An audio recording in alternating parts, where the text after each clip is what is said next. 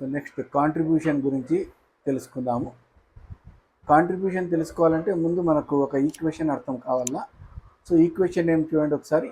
Sales is equal to total cost plus or minus profit or loss. అంటే ఇక్కడ సేల్స్లో total cost plus profit ఉంటుంది అనే knowledge ఉండాలి మనకు. సో ఆ ఈక్వేషన్ని కొంచెం సింప్లిఫై చేస్తే sales is equal to variable cost plus fixed cost plus profit. ఇక్కడ టోటల్ కాస్ట్లో రెండు కాస్ట్లు ఉన్నాయి, వేరియబుల్ కాస్ట్ ఒకటి, ఫిక్స్డ్ కాస్ట్. కాబట్టి అక్కడ మళ్ళీ బైఫర్కేషన్ చేస్తాం.